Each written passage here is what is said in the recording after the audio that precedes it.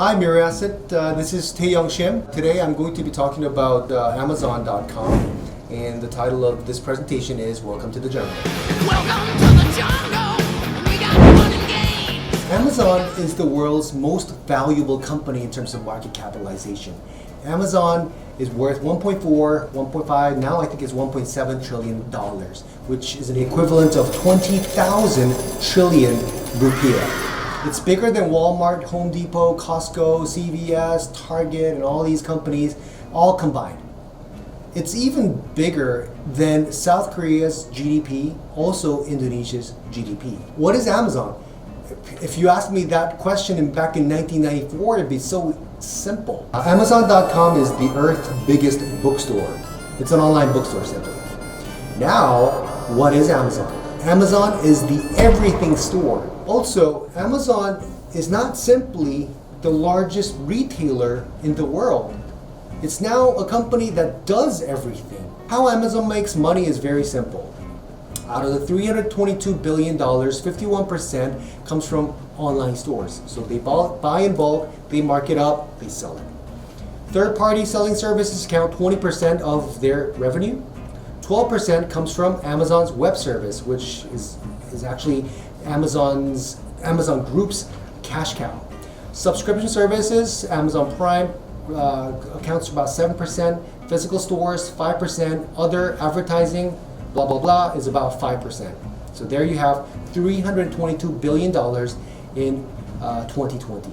In Indonesia, the largest market capitalization is BCA, and they delivered 65 trillion rupiah of revenue in 2020. That would represent 1.4% of Amazon's revenue. Now, let me talk about the journey, how it all started.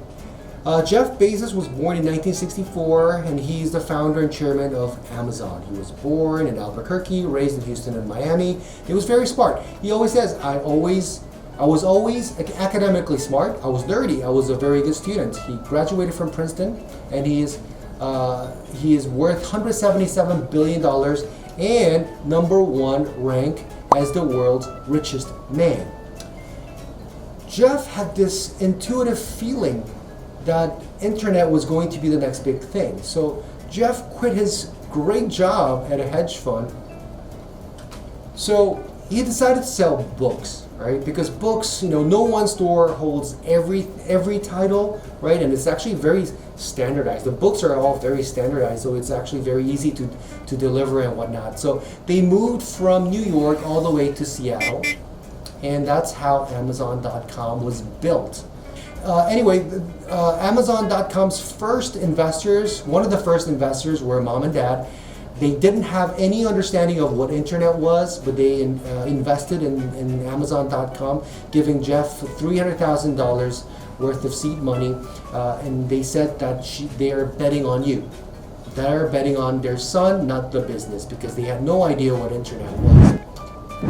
The secret ingredient to Amazon's success was that it was the first mover to build this scalable bookstore, online bookstore with the home website looked like this back in the days. It was very contrary to the traditional bookstores like Barnes & Noble, where you had these physical stores, right? You had hired a lot of people, cashiers, you had to pay the rent, you had to pay the electricity. So in terms of pricing, cost was low, right? And also back in the days, if you sold products online, the customers didn't have to pay sales tax. If you buy products online, customers didn't really have to pay sales tax. So prices were low, and that actually drove sales. So at the first, 30 days of Amazon's, launch of Amazon.com, they were selling books like cupcakes, and he had to pack these books in parcels and whatnot, and drive them to the post office so that he can deliver those books through the postal services. The second ingredient, which Jeff clearly focuses, is that the #1 thing that has made Amazon successful by far is obsessive, compulsive focus on the customers. And Jeff is not even interested in competitors. He's only interested in customers. That's his only focus. Now, as we all know, Amazon has a lot of properties. And interestingly, this is one interview that Jeff Bezos did in 1999, which I think is very interesting, so I'll read it out with you. We have over 3,000 employees and over 4 million square feet of distribution center space. And those are things I'm very proud of, because with that distribution centers, it allows us to get products close to customers so that we can ship it to customers in a very timely way, which improves customer service levels. That's what we're about. If there's one thing Amazon is about, it's obsessive attention to the customer experience. Now, if Jeff Bezos was obsessed with competitors, he would have actually rented out places, or chose to open up space or rent out space in Manhattan, New York City, right, where there's high traffic, $7 per square feet. But he didn't. He actually rented out or built properties or owned properties in the outskirts of the cities where he built distribution centers, and which cost him 30 cents per square feet. So again, building distribution centers brings down costs and actually accelerates the delivery process for their customers. So with its first mover's advantage and customer obsession, Amazon started selling new stuff, right? A lot of different stuff, because they understood that this is scalable on a very wide variety of levels. So first, Amazon.com was selling books, but later on, 1999, and even heading into 2000, you can see that the tabs are piling up, right? You have books, music, DVDs, electronics, toys, tools, hardware, health and beauty. They sell everything. Jeff Bezos IPO'd his company after 3 years of his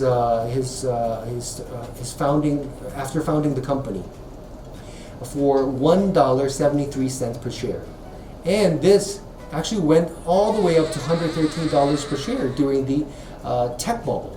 And after that dot-com bubble burst, his share price returned back to $6 per share. Amazon's share price plunged 94%. But the interesting thing is that Amazon's share price meant really little for Jeff Bezos.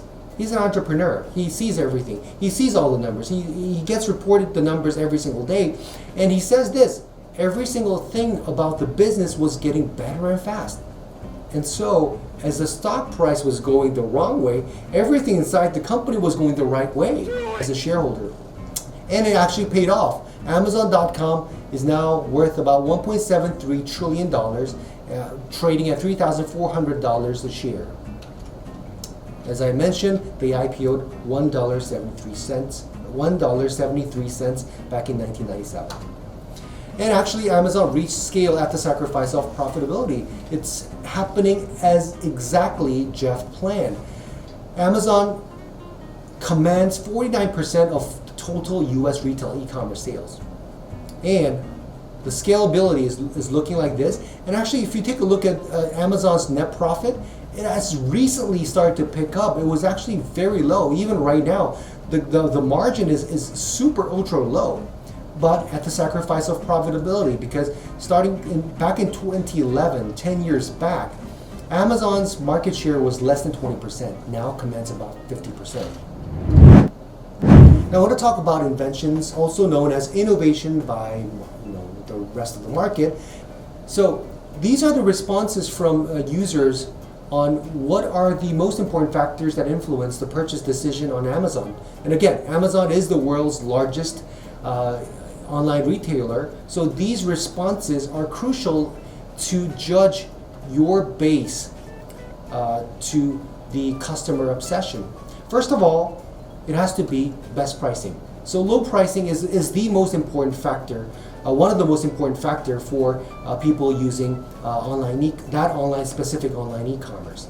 And after that, broad selection. You need to have everything that you want to buy in that platform. So broad selection is the next important agenda, customer request. Last but not least, free shipping and fast shipping, right? Now, because they put customer obsession first, they came up with this idea to create fulfillment centers. And with these fulfillment centers, Amazon revolutionized the logistics industry.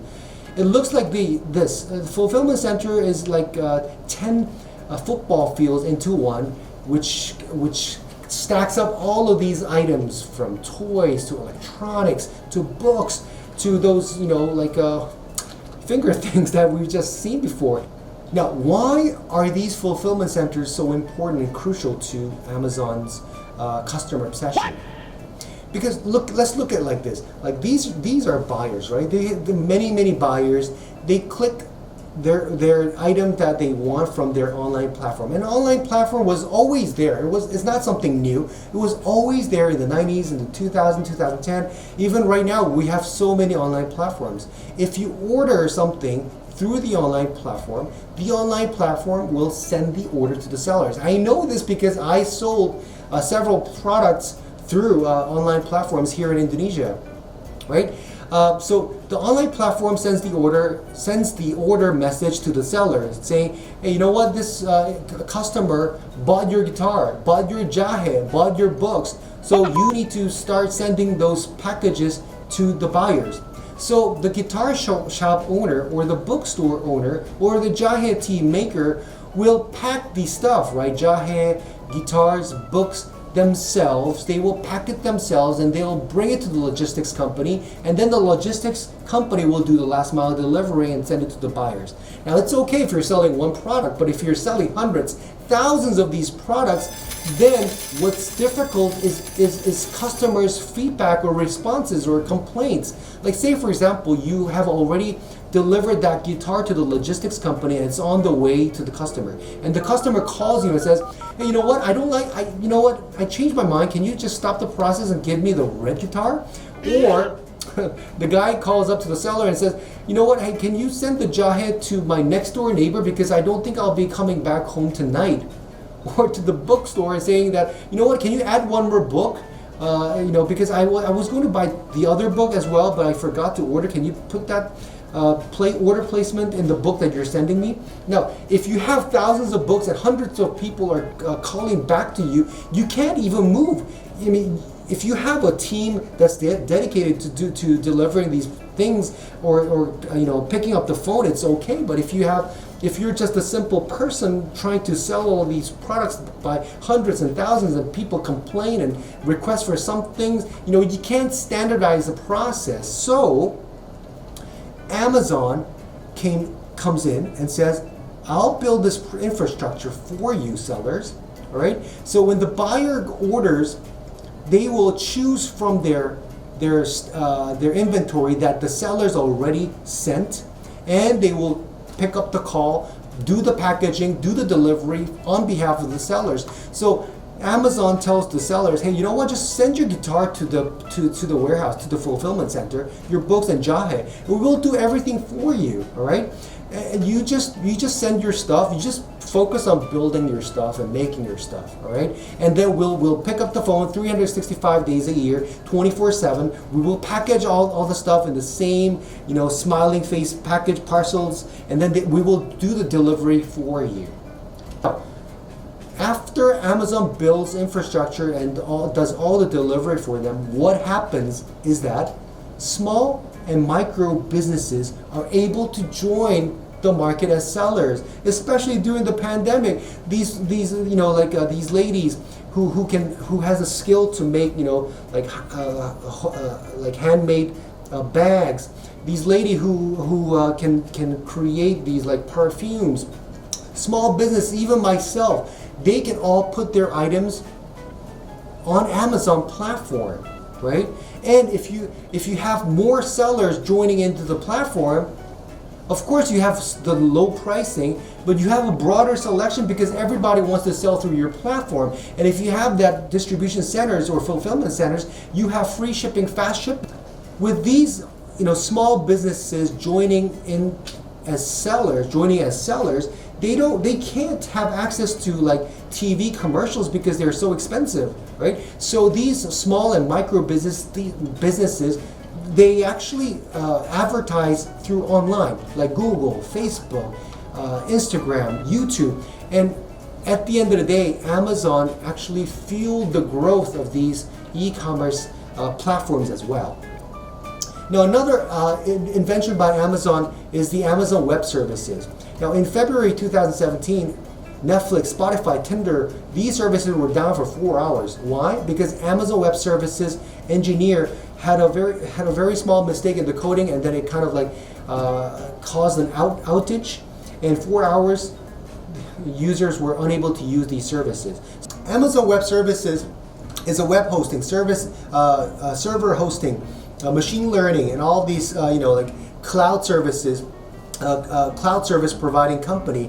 And how it's easy to understand this is if you compare this with a house, right? Every home needs electricity, but that doesn't mean that you should invest in building power generator for this home, right? What if your mom and dad decides to stay over your house for 1 month? Do you build another generator? It's impossible because it's so expensive, right? So the home, if you have a home, you will go to PLN and say, or the state-owned electricity company and say, you know what, I want electricity in my house. I will pay as much as I use. If I use more, I will pay you more. If I use less, I won't pay you that much, right? So at the end of the day, Amazon Web Services revolutionized companies to spend OPEX rather than CAPEX. So from CAPEX to OPEX. This is very important because if Netflix didn't really know that Squid Game would be this successful, right? If Squid Game went viral and they didn't have the infrastructure to support that OTT, how could Netflix enjoy all of this big growth of their company? So that's why they use Amazon Web Services. So if you take a look, Amazon Web Services is used to be a $500 billion valued company when Amazon Group was $1 trillion. So take a look at this. This Amazon Web Services is the cash cow of the whole group. Amazon Web Services revenue contribution is only 12%, but in terms of operating profit contribution, it's close to 60%. They are the largest in terms of market share as a cloud services provider. Now the next one is Amazon Go. And Amazon Go, the interesting thing about Amazon Go is that, again, it starts from customer obsession. So Amazon Go started to build like these offline shops in Seattle. They're testing out small retail shops, and customers walk in and they walk out, without having to go through the checkout lines. They don't have to wait in line. Just go in, buy whatever you want, and just walk out. But the most important thing is that there are two types of inventions for Amazon. Type 1 invention is the company invests everything all in. This is the future of the company. There's no turning back. If we fail, it risks the sustainability of the company. Type 2, hey, you know what? This isn't working. We're out of here. Just cut it off. It's done. We're backing away. Now, let's look at it like this. Amazon Fire phone, it wasn't a very big success, but they started it, right? They put human capital and money, they invest money into this thing. If it doesn't work, they take it back, right? But if it works out well, then you put everything, right? All the big money invested, capital and also human capital to actually nurture that. And the good thing about this is that if you have a lot of type 2 innovations or inventions, it makes your shareholders happy. It makes shareholders and also employees a very big part of this interesting journey, right? So type 2 innovations are very important for organizations. And if you take a look at Myriad, we also have pretty interesting similar things, right? We have this thing called House Championship. We had one person or a couple of people, who started this whole House Championship, idea. But then later on, we put a lot of capital and people. Now I think one whole team looks over this House Championship. Right? And I also want to talk about the brutal side of Amazon, right? The case of Quidsi. Quidsi is a lifestyle e-commerce. They sell like diapers, soaps, and household essentials. And Jeff didn't really think that diapers were going to be profitable, but Quidsi founders figured out how to crack the code. So they optimized their packaging, and they positioned warehouse close to the city areas, and they were growing, right? So Amazon wanted to take over the company. And actually, the Amazon executives went over to Quidsi and say, "I want to buy you out." but the founders declined. They declined the offer, and like, so what Amazon did was that Amazon slashed its diaper prices by 30% plus, right? If Quincy's were selling at $45, Amazon was selling at $30, and they were ruining Quincy. At the end of the day, Quincy management came back to Amazon, and Amazon acquired Quincy for $500 million in cash, right? And you know, when you become so scalable and you're killing all the retail competitors, all the cloud competitors, streaming competitors, and even space travel competitors, then the only competitor you have is the government, right? And that's not just Jeff Bezos, it's the whole tech giants lobbying politicians. And Amazon spent $10 million just in the first half of 2021 lobbying politicians. What do they lobby? What agendas are on the table? Labor, antitrust, workplace, federal budget, taxes, and so on and so forth. Amazon puts customers first, right? And if customers comes first, workers, partners, suppliers, they come second, third, fourth, right? Right? 1 out of every 153 American workers is an Amazon employee, but there is very high turnover rates at Amazon warehouses because Amazon employees feel pressure to work harder and faster. Also, we have to talk a little bit about monopoly, right? Monopoly is a situation when the producer can set any price they choose, right? They can supply bad products, they don't have any incentive to innovate, and they create inflation because they push prices higher, right? That's exactly what it is right now. Antitrust law looks at competition largely with an eye to the interest or the welfare of customers, not producers, not the health of the market as a whole, right? Antitrust laws looks at consumer prices only, and when consumer prices are low, they consider this to be a strong evidence of competition. So actually the producers at one time, the publishers fought back, right? Amazon controls 40% of total new book sales in the US, and Amazon and publishers, it was a time for them to renew the terms and conditions. So Amazon sent the publisher called Hachette the new terms and conditions, and Hachette said, no, I don't accept your new terms and conditions. So Amazon, what did they do? Any search result related to Hachette, they actually scrapped them away. So all of these, books published by Hachette, they were not being sold. So it was very difficult for a difficult time for Hachette.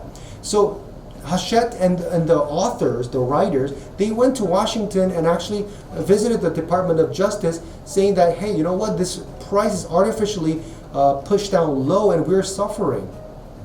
But the DOJ said that they don't have any reason to open an antitrust investigation because prices are so low.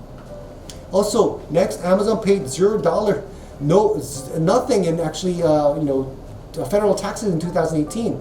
Of course, there were several ways to do this, right? The federal government lowered tax, the loss were carried over, stock-based compensation was also an issue. So at the end of the day, if you take a look at like Google or Amazon or Facebook, all these super tech companies, they try to look cute, right? So the moral of the story is, you have to be a first mover with a vision.